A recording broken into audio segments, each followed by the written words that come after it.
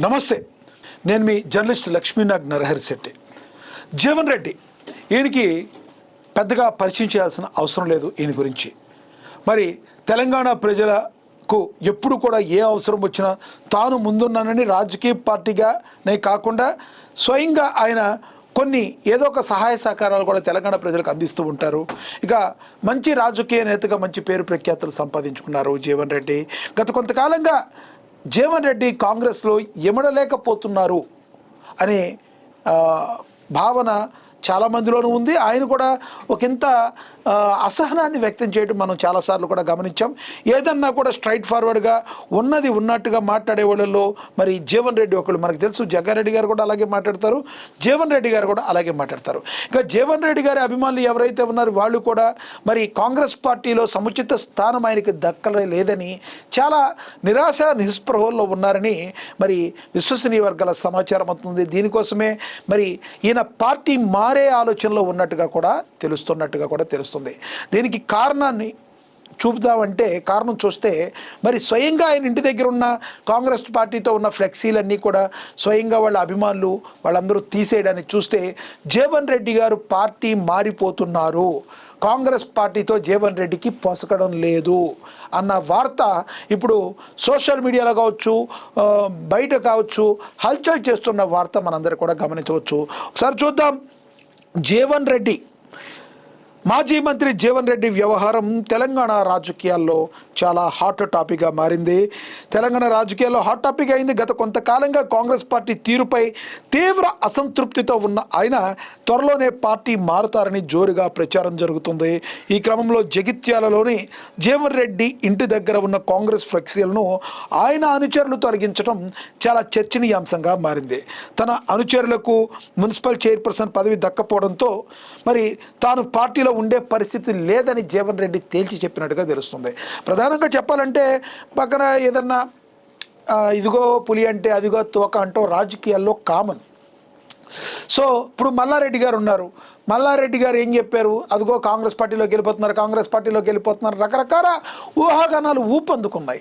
మరి ఆయన చుట్టుపక్కల ఉన్న వాళ్ళందరూ కూడా ఇదిగో చామకూర మల్లారెడ్డి వెళ్ళిపోతున్నాడు, కాంగ్రెస్ పార్టీలోకి వెళ్ళిపోతున్నాడు, బీఆర్ఎస్ని వీడుతున్నాడని అనేక రోజులుగా చెప్పాలంటే నెలలుగా సంవత్సరంగా కూడా ఆయన మీద వస్తున్నాయి వార్తలు. కానీ తాజాగా ఆయన ఏం చెప్పారు? కాంగ్రెస్ పార్టీ మునిగిపోయే పడవ, దానిలోకి వెళ్ళే ప్రసక్తి లేదని ఆయన చెప్పుకొచ్చారు. ఈ వార్త ఆయన చెప్పడం తర్వాత ఆ వార్త అక్కడతో సద్దుమణిగింది.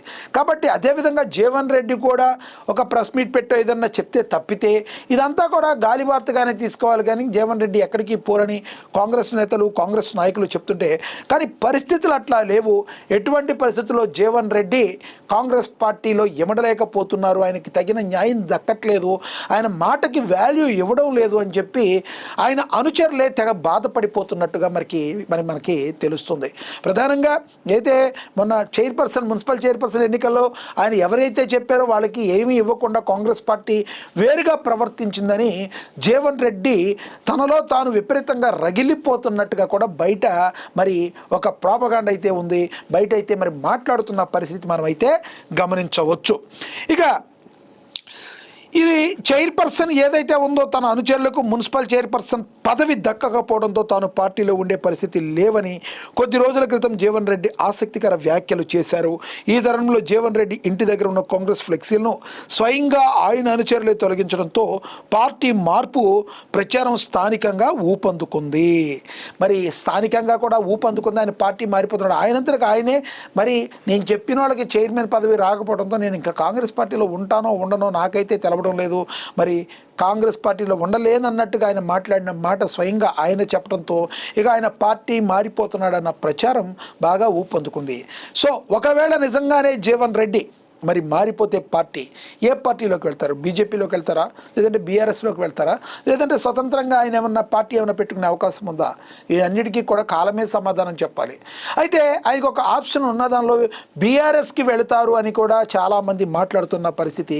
నిజంగానే కాంగ్రెస్ పార్టీని జీవన్ రెడ్డి వీడితే అది ఒక రకంగా కాంగ్రెస్ పార్టీకి చాలా ఎదురు దెబ్బగా మనందరం కూడా భావించవచ్చు.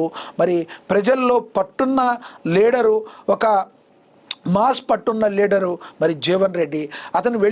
ఆయన వెళ్ళిపోతే మాత్రం కాంగ్రెస్ పార్టీకి అది ఒకంత నష్టాన్ని చేకూరుస్తుంది. నిజంగా ఆయన ఏ పార్టీలోకి వెళ్ళినా కూడా ఆ పార్టీకి అదొక అడ్వాంటేజ్గా మారే అవకాశం కనబడుతుంది. మీరేమంటారు?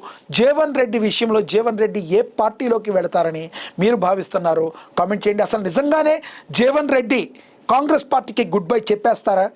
లేదంటే ఒకవేళ నిజంగానే కాంగ్రెస్ పార్టీకి ఆయన గుడ్ బై చెప్తే బీఆర్ఎస్లోకి వెళ్ళే అవకాశం ఉందా, బీజేపీలోకి వెళ్ళే అవకాశం ఉందా? కామెంట్ బాక్స్ రూపంలో కామెంట్ చేయండి. మరి ఇది వాటి స్పెషల్. నమస్తే.